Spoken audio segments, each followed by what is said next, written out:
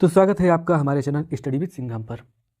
आज ये जो प्रैक्टिस सेट आप देख रहे हैं यूपी स्पेशल का, ये स्पेशली मैंने बनाया है जूनियर असिस्टेंट के लिए, क्योंकि जूनियर असिस्टेंट का जो एग्ज़ाम होने वाला है, जिसमें आपने देखा होगा 2707 पोस्ट आई हुई हैं, उसमें 20 क्वेश्चन कवर किए जाएंगे किसके, यूपी स्पेशल के। तो यूपी स्पेशल से थोड़ा मैंने इसलिए स्टार्ट किया क्योंकि अभी एग्ज़ाम होने वाला है आर का, और साथ ही साथ जूनियर असिस्टेंट, दोनों में यूपी स्पेशल का अहम रोल है। तो इसीलिए मैंने सोचा कि यूपी स्पेशल से ही क्वेश्चन स्टार्ट करते हैं, प्रैक्टिस आपको कराते हैं। देखिएगा, पढ़िएगा प्रश्न। अभी फिलहाल ये पहला और दूसरा सेट में आपको 20-20 प्रश्नों का दूंगा, ताकि आप इसका कमेंट करके आप इसकी क्वालिटी बताएं। फिर इन क्वेश्चंस को 50 क्वेश्चन कर दूंगा। 50 प्रश्नों का एक सेट रहेगा और उसको हम लोग रोज़ पढ़ेंगे, और आने वाले एग्जाम तक बिल्कुल यूपी स्पेशल में हम लोग परफेक्ट हो जाएंगे, क्योंकि तरह तरह के क्वेश्चन, हर एरिया से क्वेश्चन इसमें हम आपको देंगे। चलिए स्टार्ट करते हैं।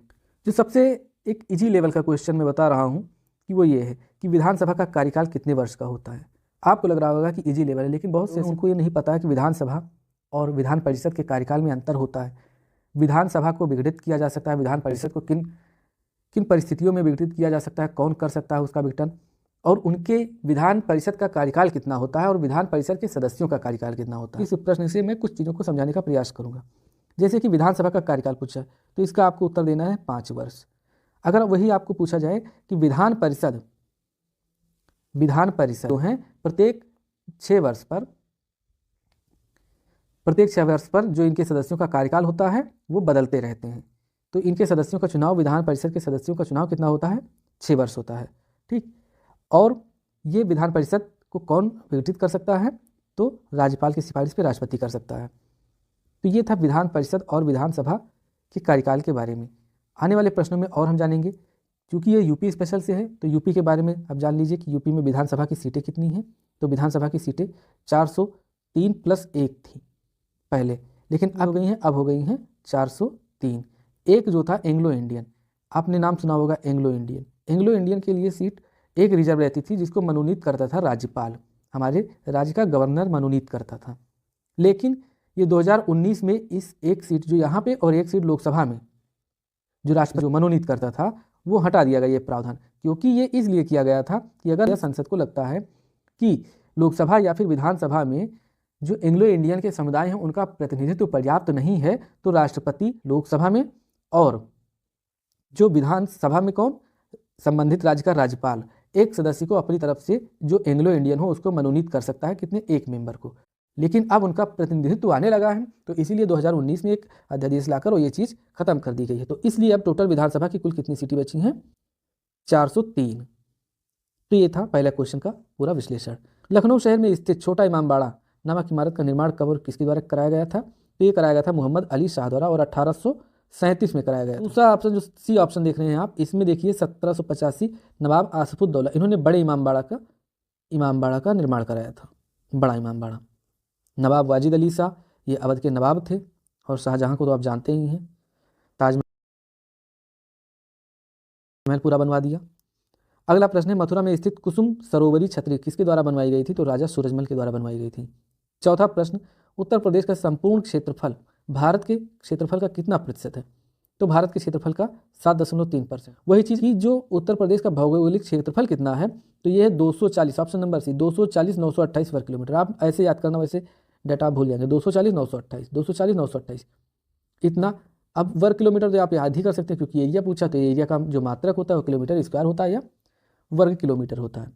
ये 240,928 मतलब ये है हमारे भारत का 7.3%। भारत का जो एरिया है टोटल उसका ये है। भारत का एरिया कितना है, 32,87,963 वर्ग किलोमीटर है।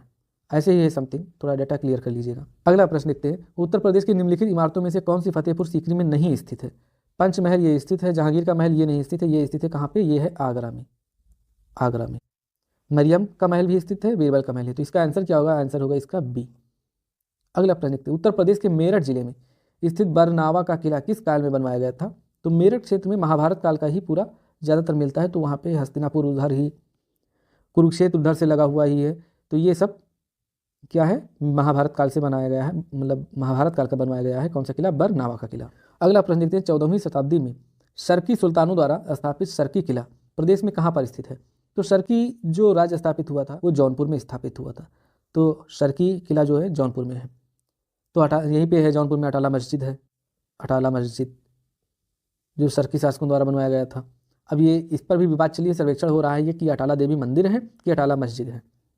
अगला प्रश्न है, उत्तर प्रदेश में ललितपुर जिले के देवगढ़ नामक स्थान पर बना किस काल का जो मंदिर है, देवगढ़ का दशावतार मंदिर जो है वो किस काल का बना हुआ ये किला है? तो ये है गुप्त काल का बना हुआ किला, ऑप्शन डी सही है। उत्तर प्रदेश में स्थित मंगलगढ़ दुर्ग जो हमीरपुर किस काल में बनवाया गया था? तो ये चंदेला काल में बनवाया गया था, चंदेल शासकों द्वारा बनवाया गया था मंगलगढ़ दुर्ग।